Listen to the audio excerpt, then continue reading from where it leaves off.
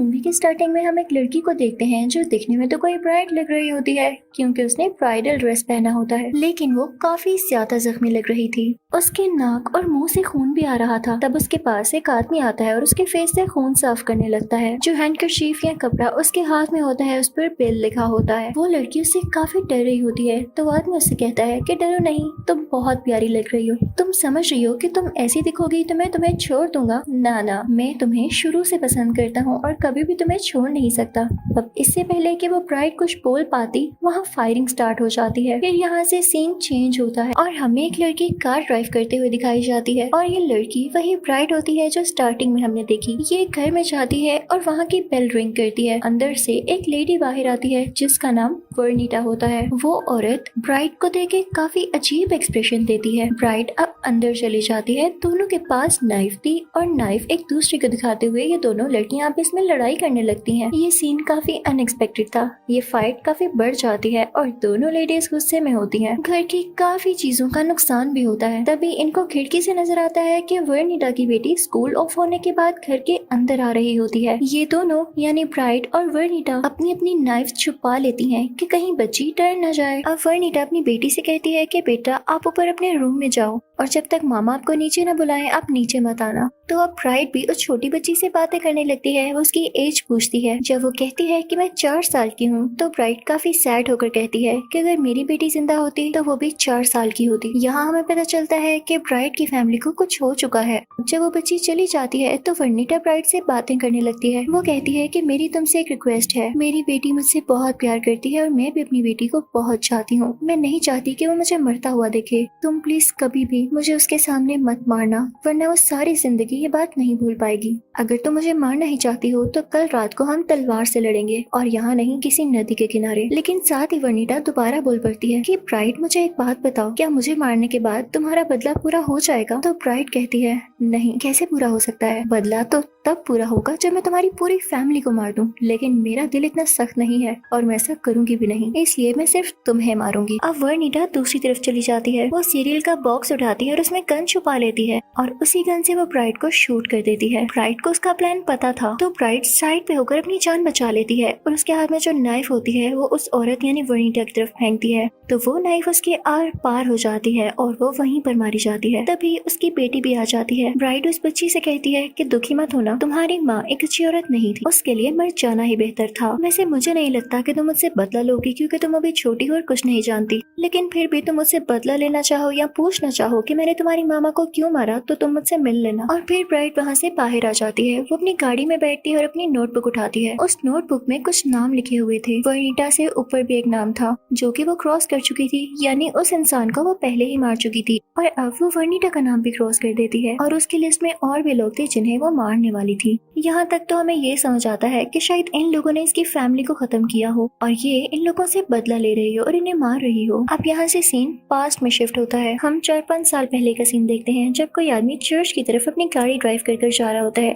क्योंकि वहाँ पे किसी का अटैक हुआ था और कई लोग मारे गए थे। जब वो पुलिस ऑफिसर चर्च के अंदर जाकर देखता है तो वहाँ पर एक बहुत ही प्यारी लड़की होती है जो कि असल में ब्राइड थी और जो मूवी के स्टार्टिंग सीन में हमें जख्मी दिखाई गई। पुलिस ऑफिसर उसके पास बैठता है और कहता है कि ये ब्राइड थी, मुझे बहुत दुख हुआ कि उन लोगों ने इसको भी मार दिया।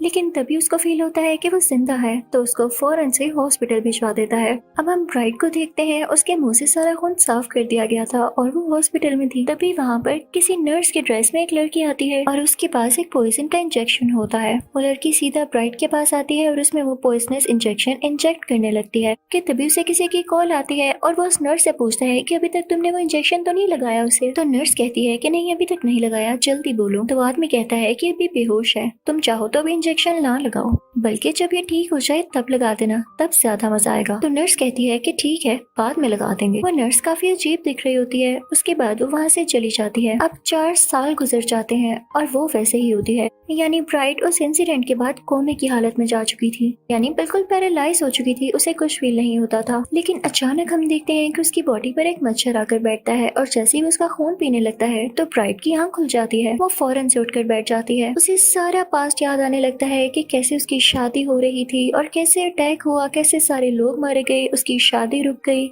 और उसको सर में गोली लगी थी। लेकिन जैसे ही वो अपने सर पर हाथ लगाती है तो उसे कोई निशान नहीं मिलता, और मिलता भी कैसे, इस बात को 4 साल से ज्यादा का टाइम हो चुका था, जो कि ब्राइट को नहीं पता था। उसे इस सब पर यकीन नहीं आ रहा होता, तो वो लेट जाती है। तभी वहाँ पर 2 आदमी आते हैं। एक उसी हॉस्पिटल का स्टाफ मेंबर होता है जो कि खुद को डॉक्टर कहा करता था। उसके साथ एक हेल्दी इंसान होता है। जब वो ब्राइट के क्लोज आता है तो ब्राइट उसे डर जाती है और उसे धक्का देकर नीचे गिरा देती है और फिर उसे मार डालती है। लेकिन वो बेचारी खुद भी बेड से नीचे गिर जाती है। उसे फील होता है कि वो चल नहीं सकती, यानी उसकी दोनों टांगे पैरालाइज्ड हैं। अब वो क्रॉल करते हुए आगे चलने लगती है। वो वहाँ दरवाजे के पीछे खुद को छुपा लेती है और तभी वहाँ पर वो नकली डॉक्टर आता है। वो जब देखता है कि वो हेल्दी इंसान मर चुका है तो वो काफी परेशान होता है। वो जब अंदर आने लगता है तो ब्राइट चुपके से पीछे से उसे स्टैब करती है तो वो गिर जाता है। अब ब्राइट फौरन से दरवाजा बंद कर देती है। उस नकली डॉक्टर की गर्दन उस दरवाजे के अंदर आ जाती है और वो मर जाता है। वो उसकी पॉकेट से कार की कीज निकालती है और नीचे पार्किंग में चली जाती है। वो व्हील चेयर पर होती है और फाइनली वो उसकी कार ढूंढ लेती है। वो बहुत मुश्किल से कार की बैक सीट में बैठ जाती है। उसके पाँव मूव नहीं कर पा रहे थे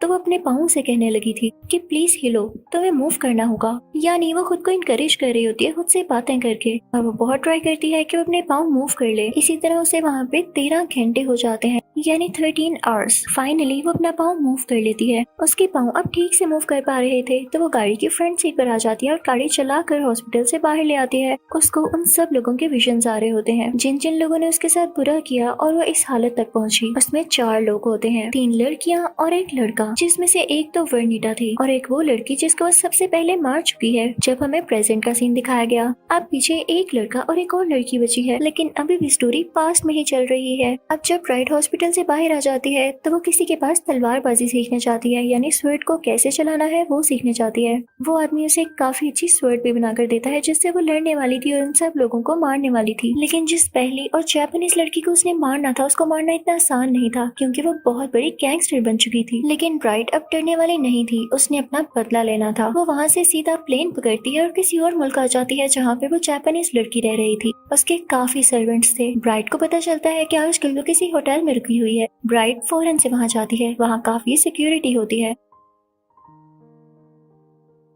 जब वो वहाँ पर पहुंच जाती है तो उसे उस जापानीज की असिस्टेंट नजर आती है। ब्राइट उस असिस्टेंट को पकड़ लेती है और चिल्लाने लगती है कि कहाँ हो तुम। वो इनफैक्ट उस जापानीज लड़की को बुला रही होती है, लेकिन जब वो बाहर नहीं निकलती और बाद में उसे देर हो जाती है तो ब्राइट उस असिस्टेंट का हाथ काट देती है। उस असिस्टेंट का हाथ काट देती है जिसको देखकर वहाँ के सारे लोग काफी डर जाते हैं। तभी वहाँ पर वो जापानीज औरत आती है, यानी जापानीज गैंगस्टर। वो अपने खास आदमी से कहती है कि जाओ इस ब्राइट के साथ लड़ो। उसे काफी अच्छी तलवारबाजी आती थी और वो अपनी स्वर्ड लेकर ब्राइट के सामने आ जाता है, लेकिन ब्राइट भी अपनी तलवार से उसकी तलवार काट डालती है। यानी ब्राइट के पास जो स्वर्ड थी वो काफी ज्यादा अच्छी थी और फिर वो अपनी तलवार उस आदमी के आर पार कर देती है। जब जापानीज औरत ये देखती है तो उसे काफी गुस्सा आता है। वो अपने सारे लोगों से कहती है जाओ ब्राइट की तरफ और उसे मार डालो। लेकिन ब्राइट भी अब काफी अच्छी तलवारबाज बन चुकी थी, उसे स्वर्ड चलाना बहुत अच्छे से आता था। अब जैसे जैसे लोग उसकी तरफ जाते रहते हैं ब्राइट उनसे मुकाबला करती रहती है और अपनी तलवार चलाती रहती है और फिर सबको वो हरा देती है। अब लास्ट में जब उस जापानीज औरत के पास कुछ नहीं बचता तो वो एक 17 साल की लड़की को बुलाती है जो कि उसकी काफी खास असिस्टेंट थी। वो बच्ची होकर भी काफी अच्छी तलवारबाज थी। वो ब्राइट से लड़ने लगती है और उन दोनों में अच्छी खासी लड़ाई होती है, लेकिन ब्राइट उससे भी हरा देती है।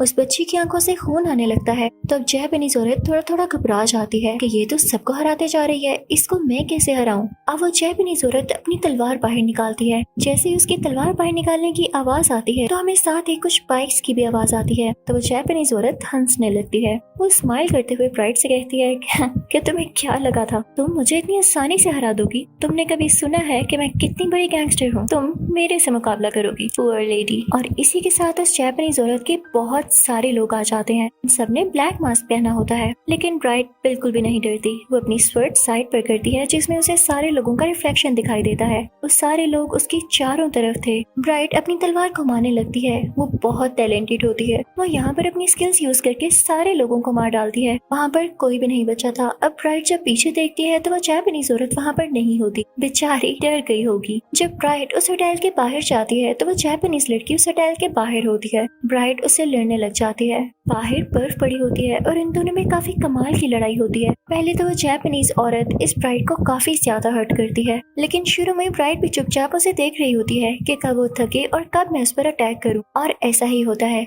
शुरू में तो जापानीज औरत उस पर काफी अटैक्स करने की कोशिश करती है, लेकिन फिर वो टाइम आ जाता है जब ब्राइट खुद उस पर अटैक करती है। वो पहली ही बार में उसे स्टैब कर देती है और फिर दूसरी बार में ब्राइट अपनी तलवार से उस जापानीज औरत का सर उड़ा देती है, जो कि दूर बर्फ में जाकर गिरता है। यानी ब्राइट अब सक्सेसफुल हो चुकी थी उस जापानीज औरत को मारने में। उसके बाद ब्राइट उसके असिस्टेंट को लाती है जिसका हाथ उसने काट डाला था। उसका काफी खून निकल रहा था। वो उसे बाहर बर्फ में तड़पता हुआ फेंक देती है और यहाँ पर हम पे ये रिवील होता है कि इन सब के पीछे बिल होता है जिसने ये ऑर्डर दिया था। और फिर उसके बाद वो दोबारा से एयरप्लेन में बैठ जाती है कहीं और जाने के लिए और वहाँ पे वो अपनी नोटबुक में 5 लोगों का नाम लिखती है और उसके ऊपर हेडिंग देती है डेथ लिस्ट, यानी वो इन 5 लोगों को मारने वाली थी, जिसमें से सबसे पहला नाम उस जापानीज औरत का था, सेकंड पे वनीता थी और फिर थर्ड और फोर्थ छोड़ के 5th नंबर पर बिल का नाम था, जो कि इन सब का लीडर था। और ब्राइट को जख्मी करने के पीछे भी उसी का हाथ था। ब्राइट को पॉइजनस इंजेक्शन भी वही देना चाहता था। और अब ये हम भी जानते हैं कि ब्राइट इन बाकी लोगों को छोड़ने वाली भी नहीं है। जैसे इसने उस जापानीज औरत और वनीता को मारा, ये बाकी लोगों को भी मारेगी और हर जगह ट्रैवल करके अपना बदला पूरा करेगी। इसी के साथ ये स्टोरी इधर ही खत्म होती है। Thank you for watching.